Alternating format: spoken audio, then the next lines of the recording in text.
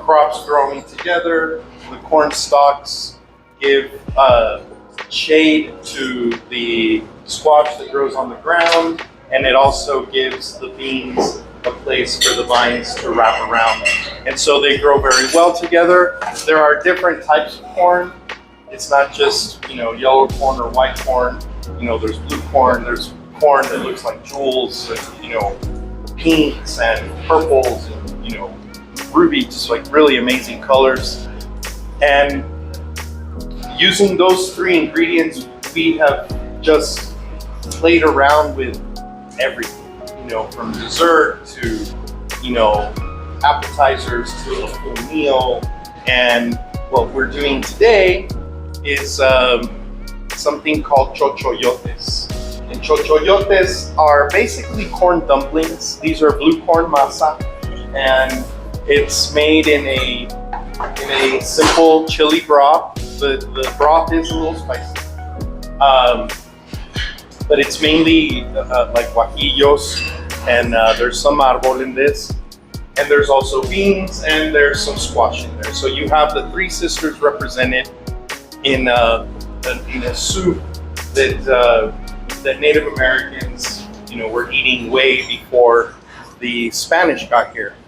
So there's evidence down at Keystone Heritage Park that we had hunter-gatherers here 4,000 years ago. This was an area where they used to camp, and they have a 4,000-year-old hunting lodge that they believe was a hunting lodge, and tribes would come down here and hunt for different game, mainly deer and rabbit was what they would eat.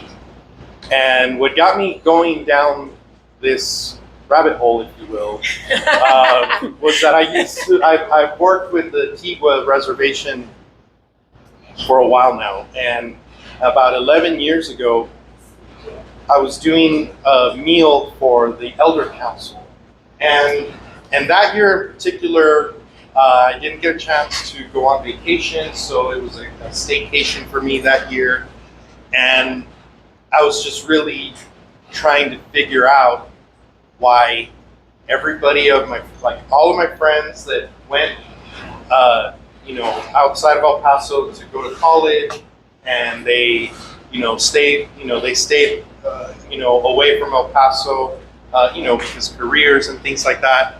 But on Facebook, the number one thing that they would all post about was how much they miss the food. They're like, they're living in San Antonio. They're like, oh, there's no good Mexican food over here. They've been living in Dallas, and they're like, no, there's no good food here. And some people went elsewhere. Went up north to Minnesota. Other people went to New York and the Northeast. And so I was like, well, what is it really that makes our food like so good? And that was the question that kind of got me thinking about a lot of stuff. So I was doing this luncheon for the elders, and I asked one of the elders, I said, I really want to know, like, what's a dish that's pre-Hispanic, has absolutely, no European influence? And she didn't hesitate at all. She answered in Spanish, and the answer threw me off. It really did, because she was like, oh, chile colorado. And so when she said it in Spanish, I was like, that's a Mexican dish. I didn't tell her anything. This is all going in my brain, right? And I was like, that's a Mexican dish, right? And then like a second later, I was like, holy shit, it's not a Mexican dish. It's a Native American dish, but the history and the stories get kind of mixed together and lost along the way, and we just don't think about it anymore. And so she said, yeah, she's like, we used to make it with rabbit or venison, and that actually got us to do another dinner for them. And we were using rabbit in that case, and so that was really what kind of sparked it when I said, oh my God, like a lot of the food that we eat, we call it Mexican, but Mexico wasn't Mexico until 1819, right?